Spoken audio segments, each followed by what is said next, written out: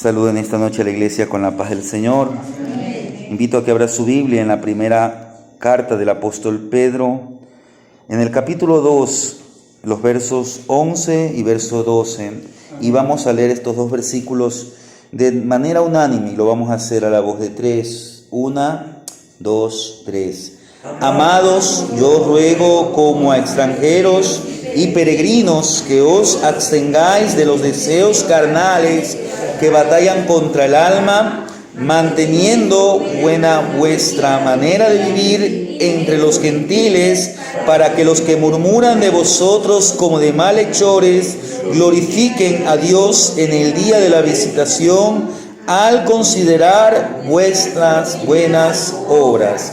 Vamos a orar. Mi hermano Juan José, diríjanos una palabra de oración. Sí, Señor. Gracias, Padre Celestial, por habernos unido, Señor, en esta noche. Vamos a entrar en la exposición de tu palabra. Alumbra nuestro entendimiento, Señor, y que al considerar esta palabra, Señor, seas tú confrontando nuestra vida, nuestra manera de vivir, y que busquemos acoplarnos, alinearnos a tu voluntad, la cual está establecida en tu palabra. Te damos gracias en el nombre de Jesús. Amén. Tomen asiento, amados hermanos. Como decía, hoy quiero finalizar algo que hemos venido meditando por casi un mes. Este es el 9º mensaje que tiene que ver con esta meditación. Empezamos allí en el verso 13 del capítulo 1 y hoy vamos a finalizar los versos 11 y 12. Quiero que pueda comprender que la palabra que el apóstol Pedro la escribió por la dirección del Espíritu Santo es tan actual como lo fue en el día en que se escribió. Pedro, el verso 1 dice del capítulo 1, Pedro, apóstol de Jesucristo, a los expatriados de la dispersión en el Ponto, Galicia, Capadocia, Asia y Bitinia. Pedro 1:1. Preste atención, mi amado hermano. Y luego el verso 2 dice, elegidos según la presencia de Dios. En otras palabras, esta palabra es para creyentes. Y para no cualquier clase de creyentes, porque estos hermanos habían sido sacados de su hogar. Muy probablemente había habido una persecución. Si usted ha leído, y es su deber, como también es su responsabilidad, pero también es un privilegio leer las Escrituras. Porque hoy lamentablemente nosotros los cristianos tenemos en poco la palabra de Dios. No leemos la Biblia. Por eso por ahí viene a veces en ciertas iglesias que se llaman evangélicas, les enseñan un poco de cosas. Y la iglesia dice amén, amén, amén y amén. Pero ¿por qué los creyentes dicen amén? Porque no leen la Biblia. Y lo que esté hablando la persona, explíquele. ¿Qué quiere decir amén? Amén es sí. La forma más fácil de decirlo es un sí, es decir, así sea. Yo creo que ellos sí lo saben. Pero usted tenía que preguntarle para... Ellos saben. Yo creo que ya sería algo que... Pero lo que le quiere decir, hoy la iglesia dice amén. Y hoy se están metiendo muchas cosas en la iglesia. Muchas cosas, y la mayoría de esas cosas no tienen ni siquiera base bíblica. Pero ¿por qué es que la iglesia acepta esas cosas? Porque no escudriñan las Escrituras. Porque tienen en poco la palabra de Dios. Mire, para que Pedro escribiera esto, él le enviaba a hermanos que estaban en diferentes ciudades. Si usted lee, ¿cuántas ciudades se nombra? Ponto, Galacia, Capadocia, la región de Asia, que era una provincia, y otra región llamada Bitinia. Entonces eran como mínimo 5 provincias, 5 ciudades, como usted lo quiera ver. Y en aquellos días, ¿cómo llegaban los mensajes? Por pergamino. Pero ¿cómo llegaban? ¿Cómo llegaban? ¿Cómo es que una persona dice, oye, tengo una carta? Esa persona tenía que viajar, tal vez en un animal, a veces caminando, a veces en carretas. Los viajes eran no de un día, no de 2 días, tal vez de semanas. Tal vez una persona tenía que coger un barco para llegar, y además en aquellos días la navegación era peligrosa. Lo que le quiero decir es que costaba. Ahora, Pedro estaba seguro que esa carta iba a llegar. ¿Saben por qué? Porque Pedro sabía que él no había escrito por voluntad suya, sino porque fue Dios el que lo guió a escribir. Y por eso es que esta palabra, este libro que se lo escribió en un periodo de 1600 años, mire, yo creo que usted ya debería de saber esto. Y si no lo sabe, aprenda. La Biblia se escribió en un periodo de 1600 años, entre el año 1500 antes de Cristo al año 100 o 90 y pico después de Cristo. El último escritor fue Juan. El primer escritor, lo más probable es que fue Moisés. Pero ¿sabe una cosa? Hubieron y hay mucha gente que ha querido destruir este libro, pero Dios lo ha preservado. No tenemos los textos originales, no, tenemos traducciones, pero Dios ha guardado que el contenido sea lo más fiel posible. Un día tal vez tendremos, Dios puede ser que nos permita tener exactamente cómo se escribió allá en los cielos. Puede ser que tengamos la traducción original. No lo sé si lo tendremos, pero puede ser muy probable que lo tengamos. Y además la Biblia nos habla de que en el cielo los creyentes tendremos un conocimiento completo de las cosas que Dios quiere revelar a nosotros. Está escrito que se abrirán 3 libros. Sí, pero eso es en Pero el ahí, tribunal de ahí Cristo. usted va a entender el original. Bueno, lo que le quiero decir es, ese día tal vez comprendemos todas las cosas como fueron hechas en cuanto a lo que estoy hablando de la Biblia. Pero lo que le quiero decir es que usted y yo no estamos valorando, porque ni leemos la Biblia. No le voy a preguntar cuántos leyeron la Biblia, se la mandó, eso tiene que ser responsabilidad suya. Pero mire, es como que si papá, mamá hicieron la comida, tal vez gastaron 10, 15 dólares, le dejaron allí, mira, cuando llegas y usted llega, no quiero eso, no me gusta. Así hoy hacen muchos creyentes con la palabra de Dios. La tienen en poco.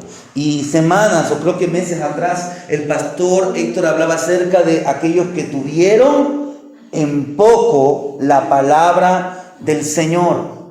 Mire, tener en poco la palabra del Señor. Y el fin de aquellos que tuvieron en poco la palabra del Señor fue catastrófico. Fue para su destrucción.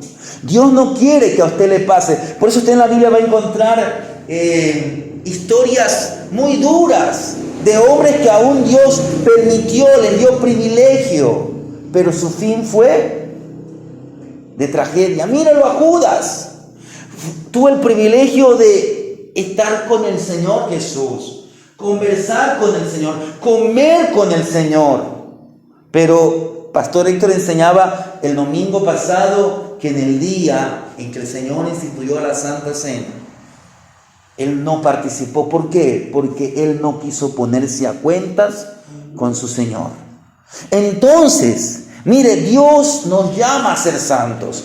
Esta carta fue para quienes, capítulo 1, verso 2 de Primera de Pedro, para aquellos que son elegidos según la presencia de Dios. ¿Qué es lo que significa? Porque este término elegidos se lo ha malinterpretado por grandes teólogos. Porque no es la teología la que nos ayuda a entender esto, es el Espíritu Santo La teología es un instrumento que si usted lo utiliza bajo la dirección del Espíritu Santo es de gran utilidad. ¿Qué es lo que quiso decir Dios? Antes de la fundación del mundo, Dios eligió algo. ¿Y qué es lo que Dios eligió? Salvar. Porque Él dijo, pero yo he venido para que tengan vida. Pero el mundo rechaza, como dice el apóstol Pablo, dice que la ira de Dios se revela. ¿Por qué? Porque los hombres amaron más las tinieblas. Ellos desecharon, se hicieron impíos.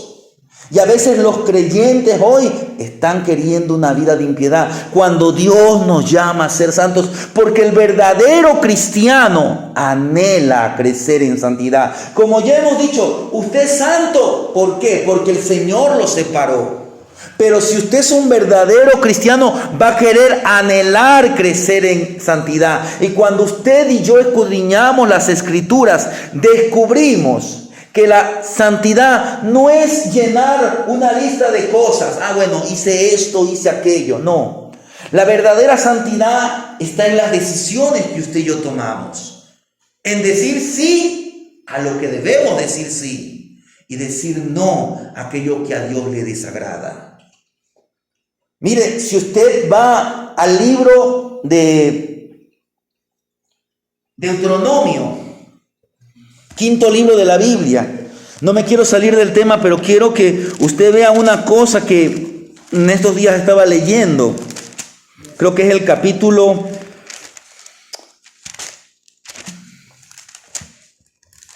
20 y tanto por allí, donde está capítulo 26, 27, mire. Dice el verso 11. Y mandó al pueblo. Lea, Pastor Héctor. Y mandó Moisés al pueblo en aquel día diciendo: cuando hayas pasado el Jordán, esto estará sobre el monte Gerizim para bendecir al pueblo. Simeón, Leví, Judá, Isaacar, José y Benjamín. Y estos estarán sobre el monte Ebal para pronunciar la maldición. Rubén, Gad, Aser, Zabulón, Dan y Neftalí.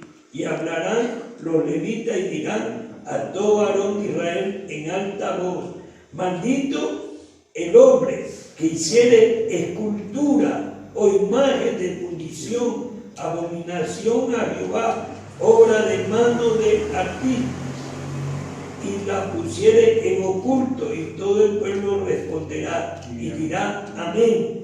Maldito el que deshonrare a su padre y a su madre. Y dirá todo el pueblo: amén. Maldito el que redujere el límite de su prójimo. Y dirá todo el pueblo: amén. Maldito el que hiciere errar al ciego en el camino. Y dirá todo el pueblo: amén.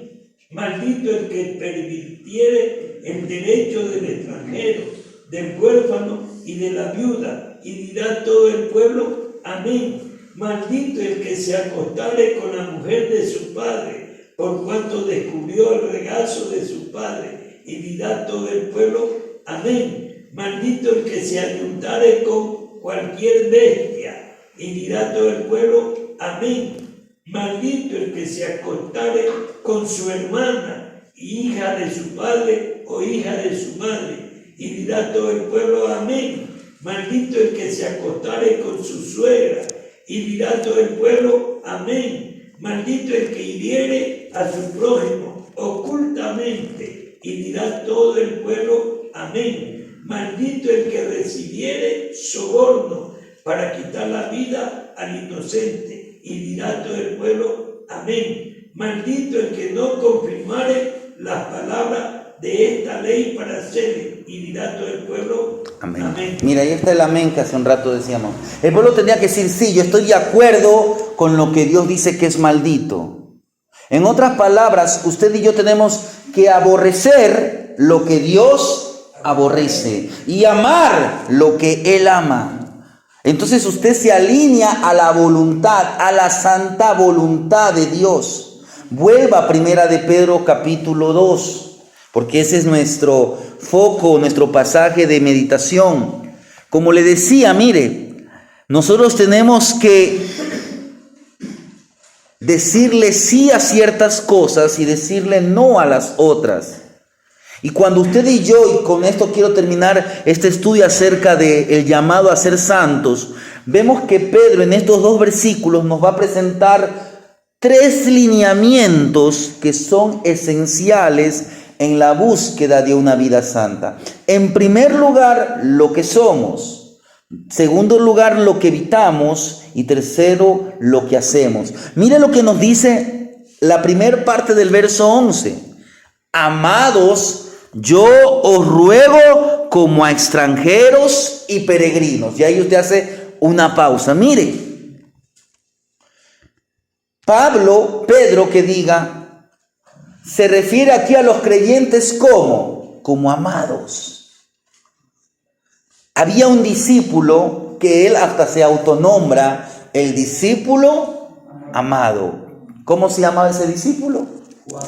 Mire, el discípulo amado. Quiero que esto usted lo sepa, porque a veces hacen preguntas.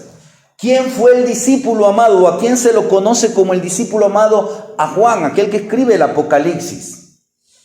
Mire, y aquí Pedro se refiere a los creyentes como amados. Y recuérdese que ya hemos tocado acerca de lo que somos. ¿Qué es lo que somos? Recuérdese lo que dice el verso 9 del capítulo 2. Mas vosotros, ¿qué sois? Soy linaje escogido, real sacerdocio, nación santa, pueblo adquirido por Dios. Somos tesoro especial de Dios. Nosotros que antes no éramos el pueblo de Dios, pero ahora por la gracia, por la misericordia de Dios, hemos sido injertados, hemos sido incluidos en el pueblo de Dios y hemos sido perdonados de nuestros pecados. Recibimos el privilegio de ser amados por Dios. Mire lo que dice Juan, que es un versículo que usted lo tiene que conocer. Mirad cuál amor nos ha dado el Padre, que nos ha hecho hijos de Dios. Mire cuánto nos ama Dios, entienda. Hoy a veces personas quieren adoptar a un hijo y tienen que hacer un trámite. Nosotros, más que somos adoptados, somos renacidos por el nuevo nacimiento.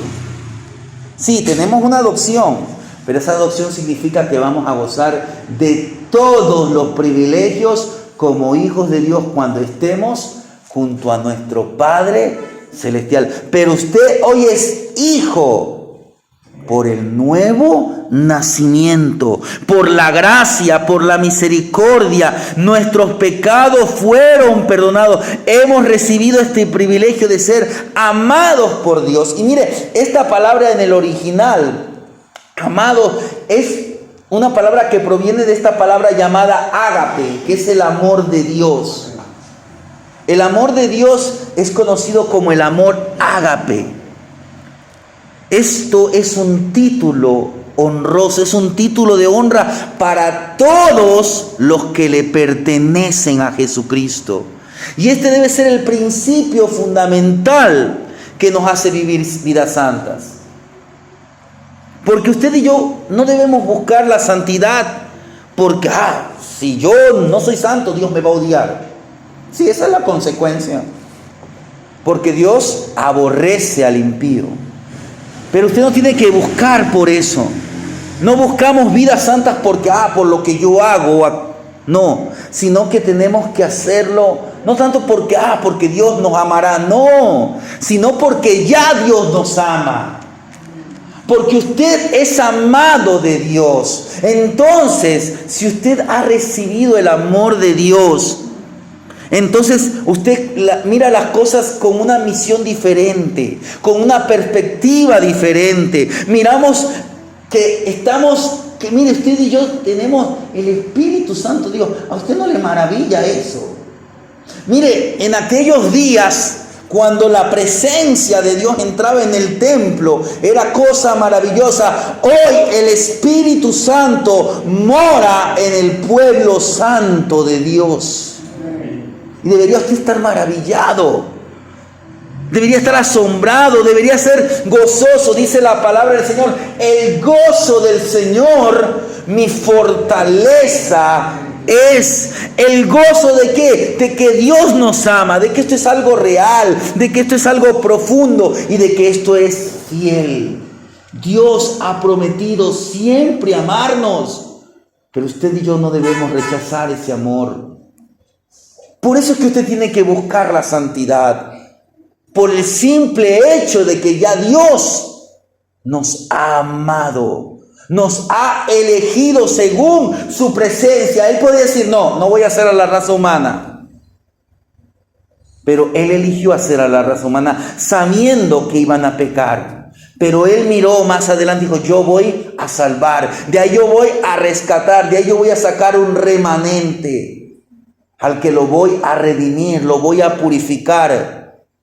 Y lo voy a hacer para mi honra y para mi gloria. Y usted estamos allí, estamos en ese plan, pero no se salga del plan de Dios, no se salga de la voluntad. Anhele crecer en santidad, porque somos amados. Pero Pedro dice: amados, yo os ruego como a extranjeros y peregrinos. Mire, Pedro nos insta, nos anima a vivir una vida santa, porque usted y yo le pertenecemos. Recuérdese, somos pueblo adquirido, nación santa, linaje escogido. Le pertenecemos a Dios, fuimos separados, fuimos consagrados por y para Dios. Él nos escogió. Pero también usted tiene que consagrarse para Él. Es como cuando dos personas se casan. Él promete serle fiel solo para ella. Ella le promete ser fiel solo para él. Él dice: yo ya no voy a escoger a otra mujer. Yo ya encontré lo que estaba buscando. ¿Por qué hoy muchos cristianos no quieren vivir una santa? Porque están buscando asemejarse al mundo. No, hermano, mire cómo está el mundo. ¿Usted quiere mañana vivir una vida destruida? ¿Quiere vivir en drogas, en alcohol, en errores, en desgracia? Ese es el camino. Hay caminos que al hombre le parecen derecho, pero su fin es camino de muerte. Si usted quiere muerte, siga nomás ese camino. Y es un camino ancho.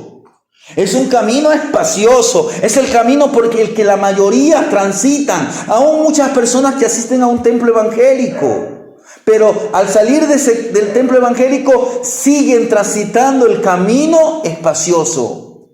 Porque estar con Cristo no significa pertenecer a una religión o asistir a una iglesia o ser miembro de una congregación. No. Es más allá de eso, es tener una relación verdadera, es buscarlo, es adorarlo en espíritu y en verdad, es vivir consagrado por y para Él. Hermanos, usted y yo estamos como extranjeros. Mire, la palabra extranjero que Pedro utiliza literalmente significaba al lado de la casa. Pero, ¿qué es lo que podríamos entender? Es como una persona que vive en un lugar que no es su verdadero hogar. Él vivía allí temporalmente. Hay un himno que dice: el mundo no es mi hogar. El extranjero vive allí, pero no es el país de su nacimiento. No está allí su ciudadanía. Y eventualmente un extranjero planea volver tan pronto como termine lo que lo trajo a aquel lugar. Mientras tanto es un visitante a largo plazo, es un extranjero residente. Entonces mire la palabra que Pedro utiliza aquí para peregrino.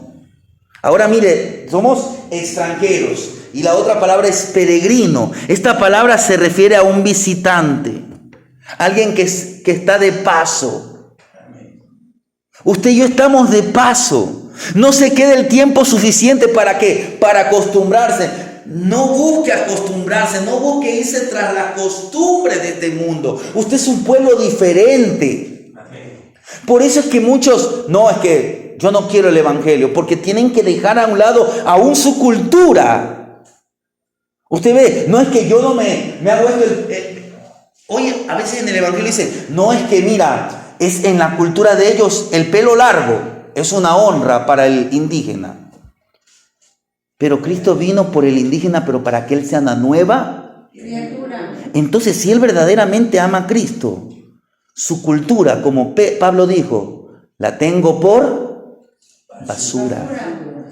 Ay, no, es que, hermano, el verdadero cristiano va a tener un cambio. Va a ser aborrecido. Puede ser que él haga eso y se venga en contra de su comunidad. Pues por la causa de Cristo nos van a odiar. Pero es que muchos no queremos pagar un precio.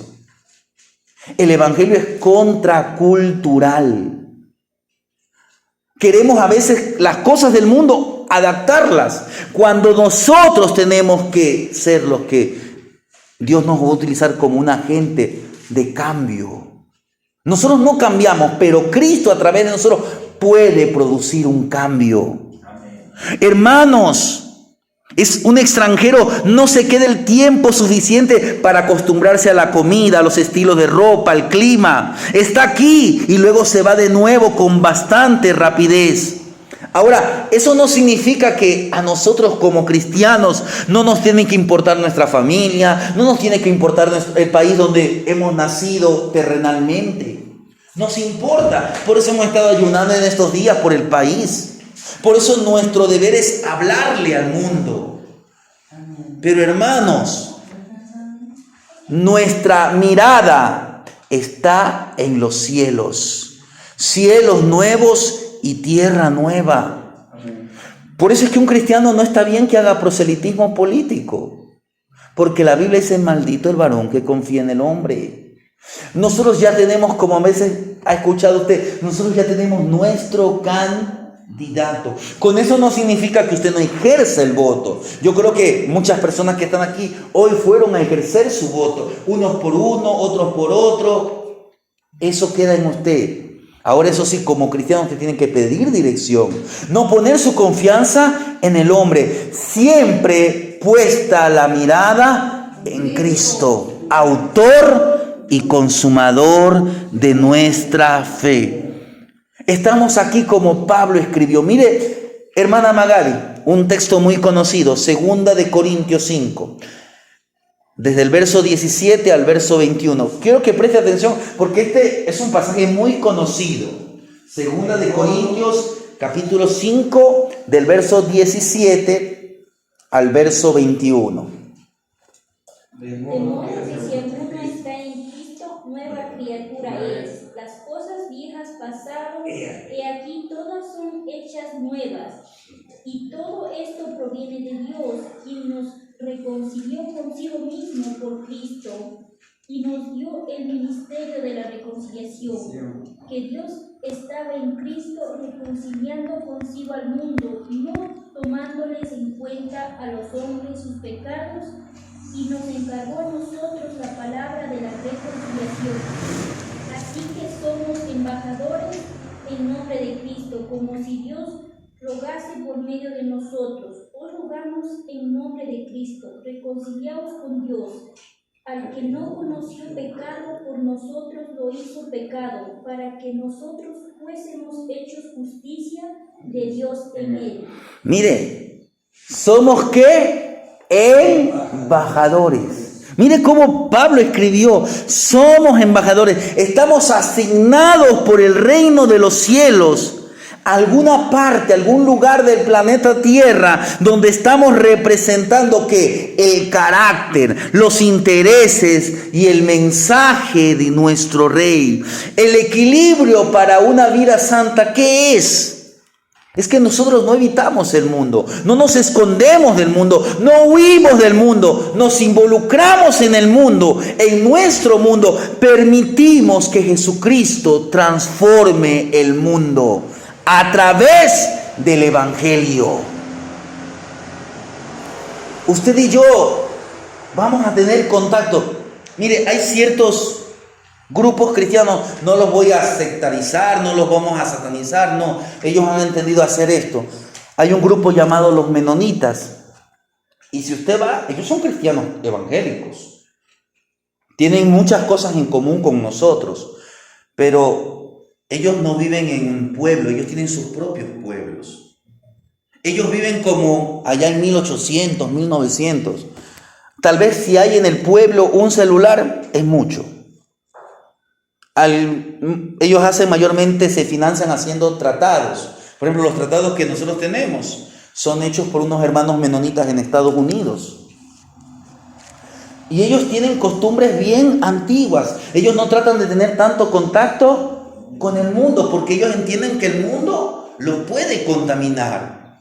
Pero quiero decir que estamos en el mundo, mas no somos del mundo. Es decir, nosotros nos vamos a involucrar, pero ¿para qué? No para adaptarnos a ellos, sino para que nosotros seamos sal, seamos luz, seamos cartas abiertas, porque usted y yo vamos a permitir que Cristo transforme el mundo a través del mensaje del Evangelio, el cual usted y yo tenemos que predicar y tenemos que vivir.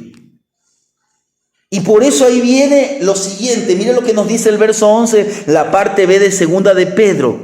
Amados, yo ruego como extranjeros y peregrinos, hasta ahí leímos, que os abstengáis de los deseos carnales que batallan contra el alma. Mire, ¿qué evitamos? El apóstol Pedro enseña que el cristiano debe abstenerse, debe de evitar ¿qué? Los deseos de la carne, los deseos carnales. Mire, aquí el verbo abstenerse significa mantenerse alejado de algo. Implica tensión, implica una lucha. Y el verbo aquí está en tiempo presente. Mire, que os abstengáis. Y es un presente continuo. Es decir, que esto es una actividad continua. Hoy, mañana. Exacto. En otras palabras, buscar la santidad siempre involucrará la actividad constante de un autocontrol, pero bajo la orden del Espíritu Santo. Usted y yo podemos llegar a un autocontrol, pero por el poder del Espíritu Santo que mora en nosotros. Buscar la santidad, o la santidad podríamos decir en una palabra que es como un arte, el arte de decir no a muchas cosas, de aborrecer lo que Dios aborrece, decir no, eso no es para mí, esto yo no lo hago. Mire lo que dice Pedro aquí mismo en el capítulo 2, algo que ya meditamos, el verso 1, desechando pues ¿qué? Toda malicia, todo engaño, hipocresía, envidias y todas las detracciones. ¿Qué dice en el capítulo 4 de Primera de Pedro, el verso 3? Mire, baste ya el tiempo pasado para haber hecho lo que agrada a los gentiles, andando en lascivias, concupiscencias, embriagueces, orgías, disipación, abominables idolatrías. Basta ya el tiempo, es decir, pongamos un alto. Muchos de los hermanos a quien Pedro le escribía, tal vez hasta participaron de esas cosas. Pero basta. Y también nosotros tenemos que decir, Dios le dice a Abraham, anda delante de mí y sé perfecto. Y si usted conoce, Dios le dice eso después de que había hecho un gran error. Se había metido con su esclava, Agar. Y eso trajo, y hasta hoy hay graves consecuencias por aquel gravísimo error de Abraham. Por eso a veces dices, ¿qué hace? Dios nos perdona, pero la consecuencia permanece. Para ver si nosotros aprendemos, hermanos. Mire, la santidad. Usted tiene que aprender a decir no. ¿Por qué? Porque estos deseos, los deseos de la carne, batallan. ¿Y contra qué batallan? Mire, batallan contra el alma. Y mire, esa palabra batallan lleva la idea no tanto de un combate cuerpo a cuerpo, sino de una campaña militar de aquellos tiempos, del primer siglo. ¿Qué nos está dando a entender? Que su carne, la naturaleza pecaminosa, ha determinado pelear con usted en cada paso del camino. Y ella desea ganar terreno en el camino o en la vida de santidad. Por eso usted no le puede dar. Días atrás el pastor Héctor decía, como dijo el presidente Sixto, ni un paso atrás. Usted no puede, usted tiene que avanzar, usted tiene que crecer en santidad. Usted no se puede detener, porque si usted se detiene, eso no es bueno para su vida espiritual. Usted tiene que anhelar, hoy he santificado esta área de mi vida, me he apartado de este tipo de música, me he apartado de estas amistades, pero hay algo más. Mientras estemos aquí, hay algo más que Dios quiere que usted y yo le entreguemos. Mire, la experiencia cristiana no se reduce a un solo día de batalla, a una sola guerra. Es una guerra constante y no va a terminar hasta que usted y yo veamos cara a cara a Jesucristo. Solo entonces podremos decir, vamos a colgar, como dicen, los guantes, vamos a colgar la armadura. ¿Por qué? Porque la batalla ahí ya terminó completamente. Es verdad, el enemigo ya está vencido, pero el enemigo anda suelto. ¿Y cómo dice Pedro que anda suelto? Mire, es como un león herido y aún ruge y está buscando a quién devorar. Los deseos de la carne están en guerra con su propia alma.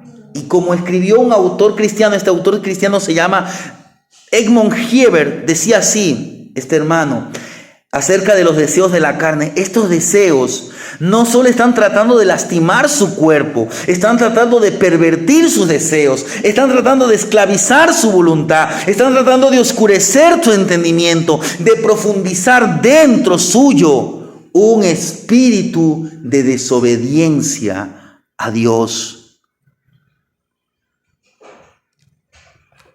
El enemigo quiere que usted y yo seamos desobedientes.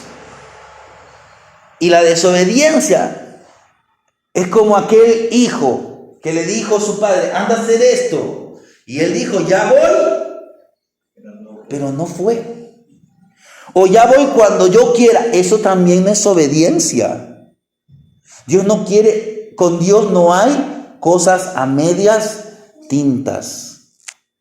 El cristiano que anhela vivir una vida de santidad siempre tiene que estar velando, siempre tiene que estar orando, siempre debe buscar la presencia del Señor y está constantemente en un estado de alerta porque él busca evitar ser arrastrado por el mundo y por los deseos de la carne. Hemos visto en primer lugar lo que somos. Hemos visto en segundo lugar lo que evitamos. Y mire lo que dice para finalizar el verso 12. Manteniendo buena vuestra manera de vivir entre los gentiles, para que los que murmuran de vosotros como de malhechores, glorifiquen a Dios en el día de la visitación, al considerar vuestras buenas obras. Como ya hemos dicho, la búsqueda de la santidad va a implicar lo que hacemos. No solamente se trata de decir no a algunas cosas. En su mayoría, usted y yo le vamos a decir sí a las cosas que Dios nos ha establecido en su palabra. Es bueno que un cristiano ore, sumamente bueno. Es bueno que un cristiano lea, medite, escudriñe, es sumamente bueno, pero recuérdese lo que dice Pablo, desead, Pedro que diga, desead como niños recién nacidos. Mire lo que hacemos, mucho que tenemos que decirle sí a lo que Dios quiere. Dios quiere glorificarse. Mire que aquí nos habla de glorificar, mire, manteniendo vuestra buena manera de vivir entre los gentiles, para que los que murmuran de vosotros como de malhechores glorifiquen. Mire, esta palabra glorificar es una alabanza que proviene de un corazón. Mayormente la alabanza proviene de ¿quién? Del creyente. Pedro nos muestra que las personas incrédulas llegan a su fe o a la fe en Cristo a través del Evangelio que ven, a través del Evangelio que escuchan, a través de nuestro testimonio.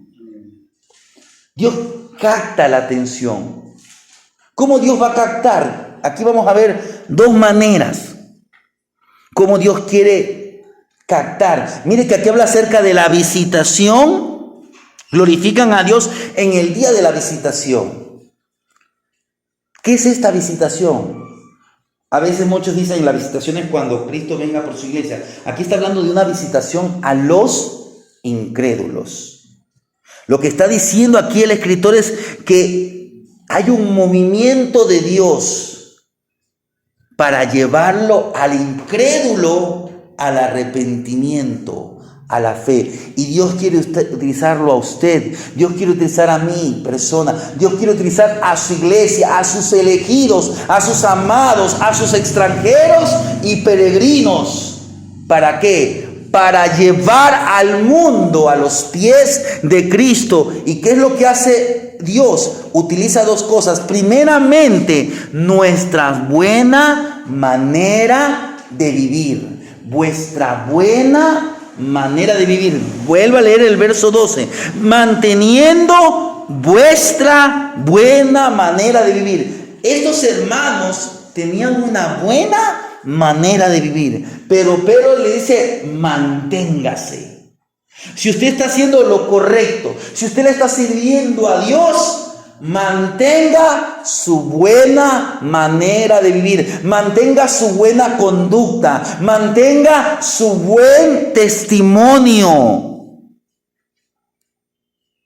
Esta palabra buena habla acerca de algo que es hermoso, algo que es atractivo, algo que es noble, algo que es muy fino.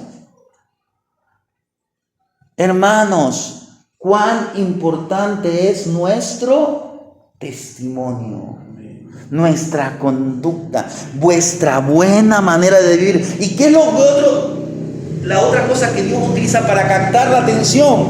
Allí mismo en el verso 2 dice, la parte final: al considerar vuestras buenas obras. Mire, Dios capta la atención del incrédulo a través de sus buenas obras, y esto puede llevar aún a que el incrédulo glorifique a Dios. Mírenlo a Jonás. Llega a Nínive. Parece que el mensaje de Jonás fue muy corto, porque Jonás quería que los ninivitas se pierdan, pero tal vez lo vieron. Oiga, él salió de un pez. Muchos dicen que tal vez su color de la piel se había hecho blanquecino, y tal vez hasta, no sé, su apariencia. Oiga, estar 3 días en el vientre recibiendo jugos gástricos. Por poco ese hombre no se muere. Solamente verlo allí, ¿qué le pasó a este hombre? Y por ahí alguien tal vez dijo: yo vi algo raro. Ese hombre como que fue expulsado por un animal o una bestia de las aguas, o un gran pez, y ahora nos trae este mensaje. Mire lo que Dios hace.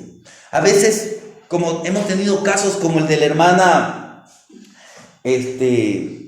que quedó cuadriplégica, Johnny. Y así hay tantos. Hay un pastor que muchos conocen que no nació con brazos, y a veces ellos cuentan su testimonio. A veces Dios utiliza estos casos para... Mire, hay personas que tienen todas las cosas, dinero, fama, pero se sienten tan vacías. Pero estas personas tienen a Cristo y dice: con Cristo lo tengo todo. Dios quiere hacer uso de sus obras. Si alguien tiene económicamente y puede dar de comer al hambriento, qué bueno si lo hace para la gloria de Dios. Si alguien es un creyente de oración, de ayuno, que Dios le derrama de sus dones y Dios lo utiliza en la oración por sanidad, o Dios le da fe, o qué sé yo, tantas cosas que Dios derrama sobre su pueblo. Pero yo lo que creo es que usted y yo nos involucremos en hacer buenas obras para la gloria de Dios, porque a través de esto muchos incrédulos incluso van a glorificar a Dios. Es decir, que ellos van a venir al arrepentimiento.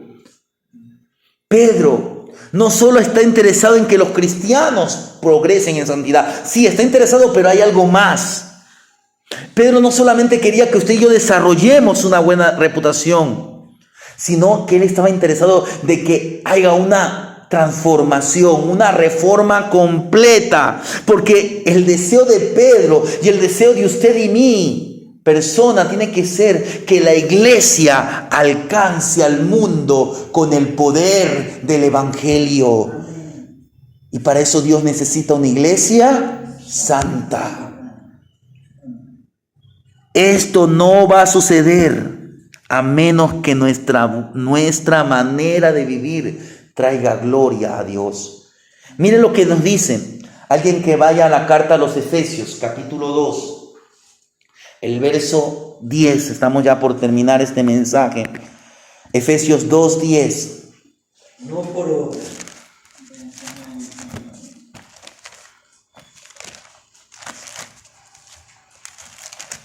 El que encuentre de lectura. Porque somos hechura suya, criado en Cristo Jesús para buenas obras, ¿Las cuales? Dios preparó de antemano para que anduviésemos en él. Somos hechuras, somos una obra de arte de Dios. ¿Pero para qué? Para buenas obras. Pablo le dice a Tito, en Tito 2:7, dice, presentándote tú en todo como ejemplo de buenas obras en la enseñanza, mostrando integridad, seriedad. Hermanos, usted y yo tenemos que involucrarnos. Ya le hemos hablado a nuestros vecinos, a nuestros amigos, a nuestros conocidos.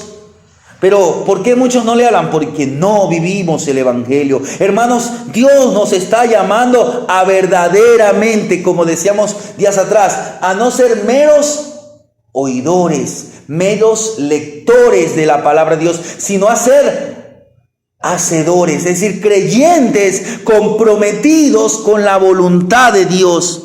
Para concluir esta serie de mensajes, quiero decirle que la santidad no se trata solo de uno mismo, no se trata solo de la iglesia. Cuando la santidad es evidente, finalmente construye un puente hacia el mundo. No hay una fuerza misionera más poderosa que una vida evidentemente santa. La gente decía de Eliseo, ese varón que va por allí es varón de Dios.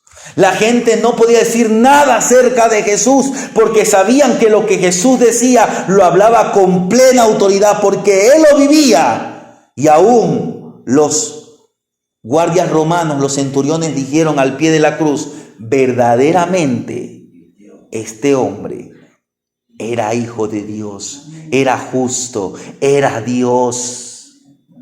Y no solamente que era, sino como dice Juan, que en el principio era el verbo y el verbo era con Dios y el verbo es, hermanos, es, Él siempre es, Él es el mismo de ayer, de hoy y siempre. Hermanos, este es el incentivo final que nos presenta Pedro, porque de aquí ya va a pasar a otro tema en cómo tenemos que obedecer a las autoridades, nos caigan bien o nos caigan mal, sean de nuestro agrado o no sean de nuestro agrado. Pero para poder obedecer a las autoridades tenemos que primeramente rendirnos a la voluntad de Dios. ¿Qué es lo que Pedro nos ha dicho? ¿Cuál es el incentivo de Pedro? La santidad se trata de quiénes somos. La santidad se trata de qué evitamos. La santidad se trata de cómo actuamos. ¿Y cuál es el resultado? Que usted y yo vamos a tener la oportunidad para que el evangelio y la gloria de Dios se manifieste. Mientras usted y yo andamos conforme al Espíritu y no conforme a la carne, las personas nos van a estar examinando cuidadosamente. Su vida, mi vida está examinada. La gente nos está viendo. Algunos llegarán a pensar sobre nuestro comportamiento y luego estarán listos para escucharnos acerca de nuestro Salvador. Entonces el consejo final es que cada día, bajo el fundamento del amor de Dios, anhele usted y yo vivir una vida santa. Porque como dijo Pedro, somos amados. Como dijo Juan, somos hijos. Y como dice la palabra del Señor, que aquellos que obedecen serán bendecidos. Somos hijos, somos amados, somos bendecidos, somos una nación santa. Evitemos seguir la corriente de este mundo, evitemos los deseos de la carne y con determinación escojamos actuar como dignos embajadores del reino de Dios, pues Dios nos llama a ser santos. Amén.